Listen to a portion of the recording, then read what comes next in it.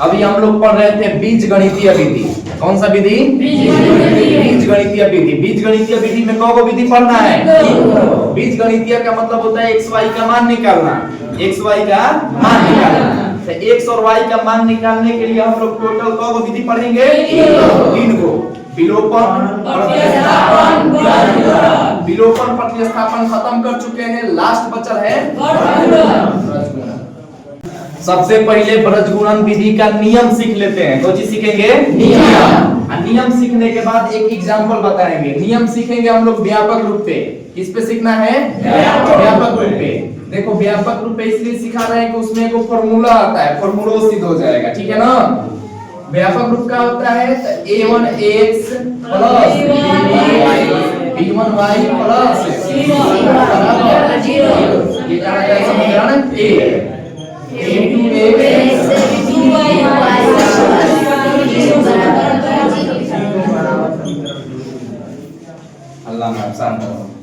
ये हुआ हम लोगों का व्यापक। हम लोगों का वो दो चर वाले रैखिक समीकरण युग्म का व्यापक रूप है। ठीक है ना? अब इसमें हम लोग हल करना सीखेंगे। इसमें इसको ब्रजगुणन विधि से हल करना सीखेंगे आज। ठीक है ना? कि अगर ऐसा दो गो समीकरण मिले तो ब्रजगुणन विधि से हल कैसे होगा। तो देखो पहले का स्टेप याद रखना कि तुम लोगों को x लेना है, x के बाद y लेना है और y के बाद z लेना है, z हटा लेना है। x y z abcd पढ़ा थोड़ा अंगनवाड़ी में आदत हो गया तुम लोग को कि x के बाद y आया तो y के बाद z आएगा, z के बाद एक y के बाद अच्छा y के बाद। देखो क्या लेना है तुम लोग को? x और y।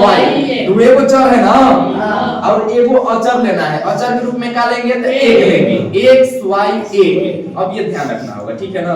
अब ये ध्यान रखना होगा कि क्या लेके चलना है? x y एक। अब तुमको यहाँ पे देखो नियम का की अलग टाइप का होता है। नियम देखते हैं ना हम लोग तो अलग टाइप का लगता है, लेकिन जब उससे क्वेश्चन बनने लगता है ना तो बड़ी इजी लगता है। तो अभी नियम सीख रहे हैं, क्वेश्चन अभी बाकी है। देखो कौन लिए है? x है तो x यहाँ पे है, x के आगे क्या है? तो b1 b2। x के आगे क्या है? b1 b2। यहाँ पे लिख लो b1 b2। अब देखो b1 b2 के बाद कौन सा अचर है? अचर बोले हैं अचर। कौन सा अचर है? c1 c1 c2 के बाद 0 0 नहीं, c1 c2 के बाद फिर a1 a2। अब जहां से शुरू वहीं से अंत। अच्छा a1 a2 है ना, a1 a2 के बाद क्या आएगा? b1 b2। अच्छा ऐसे ही याद रखना कि जहां से शुरू होगा वहीं से अंत होगा। फिर इसमें क्या करना है तुम लोग को? 3 4 3 गुणा, इससे इसमें और इससे इसमें गुणा, बीच में क्या कर देना है? माइनस। फिर c1 से a2 में गुणा, c2 से a1 में, फिर दोनों को क्या कर देना है? माइनस। a1 से b2 में गुणा और a2 से b1 में, फिर क्या कर देना है? माइनस। अब देखो x है ना तो x के बाटा में लेंगे हम लोग। पहले इससे इसमें क्या होगा? गुणा। अब b1 से किस में? c2 में, तो b1 गुणा c2। बीच में कुछ ना डालें तो क्या है? गुणा। बीच में क्या डालना है? माइनस। फिर किस में गुणा? b2 c1 बराबर y बाटा में। तो देखो तो c1 a2 minus c2 a1 एक बाटा में a1 b2 minus a2 b1। ठीक है? अच्छा बताओ x बराबर y है, y बराबर यहाँ 1 है। अगर x को y के बराबर करेंगे वैल्यू निकलेगा? नहीं निकलेगा। क्यों नहीं निकलेगा? क्योंकि इसमें भी चर है, इसमें भी चर है। अगर तुमको कह दें कि 2x प्लस 3y प्लस 8 बराबर 0 का वैल्यू निकालो तो नहीं निकाल पाएंगे। इसका अनंत हल होगा, इसका अनंत हल होगा, नहीं निकाल पाएंगे। अगर यही y ना रहे तो निकल जाएगा। 8 3 11 प्लस 11 आएगा माइनस 11, 2 गुना में आएगा तो माइनस 11 बटा 2 निकल जाएगा कि नहीं? अगर एक ही चर रहेगा तो निकल जाएगा, लेकिन दो गो चर रहे तो नहीं निकलेगा, नहीं निकलेगा। एगो समीकरण रहे इसमें एगो चर रहे तो वैल्यू निकाल लेंगे।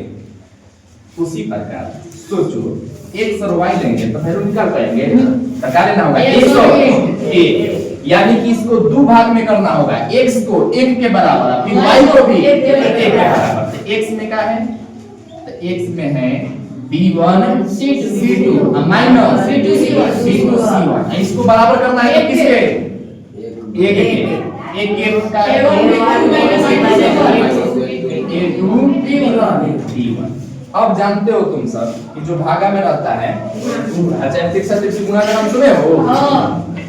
हमको देखो किसका मान चाहिए? x का ना, तो x का चाहिए तो x को छोड़ के बाकी को क्या करेंगे? भाई x को छोड़ के बाकी बचा का है तो कहोगे बाटा के नीचे मतलब भागा में, भागा है तो इधर आएगा तो गुणा में, तो x बराबर भाई ऊपर चला जाएगा। ओ ये वाला यहाँ पे चला जाएगा, तिरछा तिरछी गुणा होगा तो ऊपर चला जाएगा ना, तो कहाँ जाएगा ऊपर? तो B1 C1 बाटा में जो है वो सही रह जाएगा A1 B2 minus A2 B1। ये किसका निकाल दिया हम लोग? ये x का। उसी प्रकार निकालेंगे हम लोग y का मान। इसी प्रकार किसका निकलेगा? y का ये है, तो लिखेंगे y बटा में C1 A2 A1 बराबर होगा A1 B2 minus A2 B1। अब बताओ भाई जो है भागा में आने जाएगा तो गुणा में ऊपर चला जाएगा ना, तो y बराबर क्या हो जाएगा? C1 A2 minus C2 A1 बटा में A2 B1। ये निकल गया हम लोग का y का डायरेक्ट आंसर। ये x का और ये y का। चलो डाउट है, रुक जाओ, छामांगुर के डाउट है। बोलो सर, जब तिरछा तिरछी गुणा करने के लिए तिरछा तिरछी गुणा करेंगे तो हई वाला रहने आएगा। हां ये ना, हां, तो हई जो है मान लो कि यहाँ पे तुम यहाँ मान लो कि ये 2 है, तो 2 जो है यहाँ पे आएगा। ये क्या नाम है ना, एक मान लो वैल्यू 2 है तो 2 यहाँ पे आएगा, अब फिर 2 गुणा में आएगा, आएंगे जाएगा तो भागे में जाएगा। फिर वही काम हम काहे दोबारा गलती करेंगे? कथा थोड़ा ना पेज बचना है। दोनों तिरछा तिरछी गुणा करोगे तो हई वाला इसके पास आएगा, अब फिर इसके पास आएगा तो गुणा में आएगा, फिर भेजेंगे तो भागा। हमको चाहिए क्या? x का मान चाहिए। x का मान का मतलब क्या होता है? x को छोड़ के बाकी को क्या करो? भेजो। y चाहिए तो y को छोड़ के बाकी को क्या करो? भेजो। x चाहिए, बाकी क्या बचा? भागा में भेज दो, गुणा में क्या खत्म।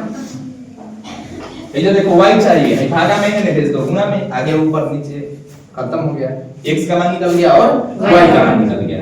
अब देखो एग्जांपल बड़ी बढ़िया लगेगा जब एग्जांपल बनाएंगे, तो जैसे नियम बताए हैं वैसे ही क्या बनाना है? एग्जांपल। देखो बहुत इजी है। जब पहला बार हम लोग सीखते हैं ना, यानी a प्लस b का होल स्क्वायर बराबर a square plus b square. तो शुरू ध्यान आंगनबाड़ी में सीखे थे छोटी पे हम लोग। अब ध्यान आया था कि है क्या, कौन जीवाणु का नाम है? समझ में ना क्या बोल रहे हैं, a स्क्वायर b स्क्वायर कुछ समझ में नहीं आ रहा है। लेकिन जब इस पे क्वेश्चन बनने लगता है, एक गुना समझ में आता है, 2 गुना समझ में आता है, बनाते तीसरा का चौथा पे तनकी बुझाते पूरा बुझाने लगता है। तो जब नियम समझते हैं तो तनकी दिक्कत होता है, लेकिन जब नियम पे एग्जांपल बनाने लग जाए तो पूरा समझ में आ जाता है।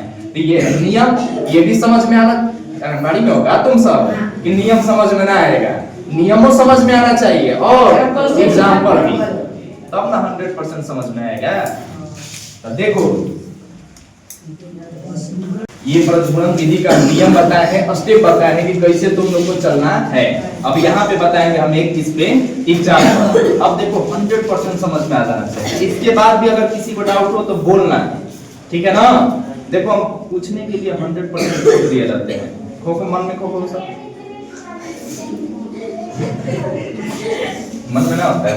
मान लो कि पढ़ने के लिए शिक्षक बोलते हैं तो पढ़ने लगता है, सब चिल्ला के कहते मन में पढ़ो, तो उसे क्या करो? मन में खो।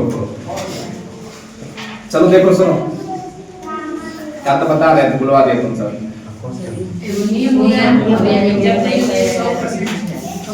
100% समझ में आ जाएगा, बस ध्यान से देखना, ठीक है ना? एक और चीज सुनो, इसमें हम क्या बताए हैं? व्यापक रूप में बताए हैं ना। व्यापक रूप क्या होता है? ax plus by plus c बराबर 0 इसमें है व्यापक रूप पे। ये वो चीज है 5 जो है इधर है, इसको इधर भेज देंगे तो व्यापक रूप पे आ जाएगा। ध्यान रखना एक चीज, विलोपन विधि में व्यापक रूप रहे चाहे ना रहे कोई दिक्कत नहीं होगा। प्रतिस्थापन में व्यापक रहे या ना रहे कोई दिक्कत नहीं होगा, लेकिन ब्रजगुणन जब बनाएंगे तो उसमें व्यापक रूप होना चाहिए, ठीक है ना। व्यापक रूप में करके तब ही बनाना है। तो चलो व्यापक रूप में किया जाए। 2x का 2x प्लस y अब प्लस 5 है नहीं आएगा तो यहाँ बचेगा क्या 0। समीकरण 2 1 अब देखो इसको भी ना हो 3x प्लस 2y बराबर समीकरण 2। पता इतना कर पाओगे सभी लोग?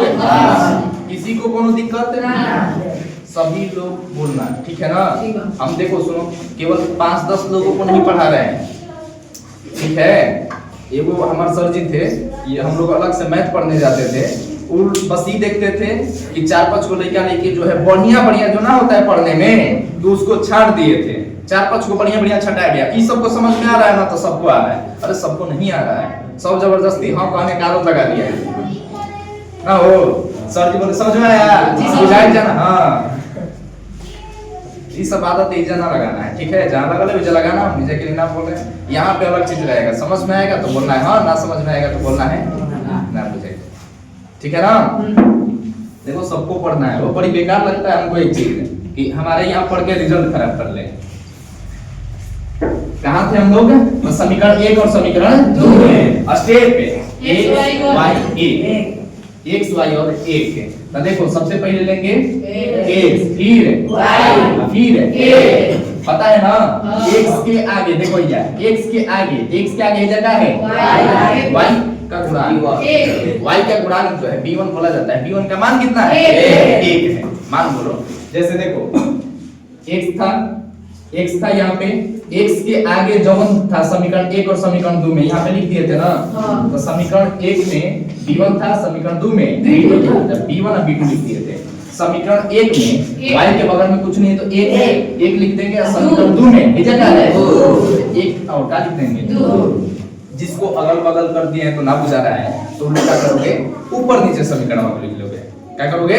ऊपर नीचे लिख लोगे। जैसे ऊपर नीचे लिखे हुए हैं ना, वैसे ही ऊपर नीचे लिख लोगे, नहीं तो डायरेक्ट समझो ना हो। नहीं देखो ये कुछ नहीं है तो 1 यहाँ पे, फिर -5 -8 अब तो खत्म हो गया ना। फिर शुरू से 2 और 1 जहां से शुरू हो 1 2 फिर बीच में माइनस x अब बचा में दिशा तिरछी गुणा 1 में -8 में गुणा होगा, बीच में क्या डालोगे 2 में -5 में गुणा होगा माइनस डायरेक्ट कर रहे हैं, दिक्कत नहीं है ना। गुण को उड़ा दिए मने में, ठीक है। जैसे इस पे लिखे हुए हैं गुणा, यहाँ पे इसमें लिखे हुए ना है, डायरेक्ट लिख दिए कि 1 में 8 में गुणा होगा 8, माइनस में तो माइनस, 2 में 5 में गुणा होगा 10, माइनस है तो हो तो माइनस अब बराबर y में क्या करना है? तो 3 से गुणा बचती है -15 ना, बीच में क्या डालोगे फिर ऐसे गुणा -16 1 के बटा में 2 दूनी के 3 ना आ रहा है। अब देखो x अब बटा में -8 -10 प्लस 10 ये जो y अब बटा में -15 प्लस 16 1 4 में से 3 घटेगा 1, x बटा में 10 में से 2 घटेगा 10 में से 8 घटेगा 2, y बटा में 16 में से 15 घटेगा 1 बटा 1 का मतलब x को एक बार 1 के बराबर और y को भी 1 के बराबर। देखो x बटा 2 बराबर 1, फिर y बटा में 1 निकल जरूरी है y बराबर y बटा 1 का मतलब y है ना। अब y बराबर क्या है 1, y का वैल्यू तो निकल चुका है। अब बताओ भाई 2 भागा में होने जाएगा 2 एकम x का 2 और y का 1 बनाने आएगा इससे, कोई दिक्कत ना होगा सभी लोग। एक बार नियम उतार दो और इस पे एक एग्जांपल, ठीक है। और इस पे एक दो क्वेश्चन घरे प्रैक्टिस कर लेना तो 100% कंप्लीट हो जाएगा। अब आ रहे हैं सुजीत सर जी पढ़ाएंगे।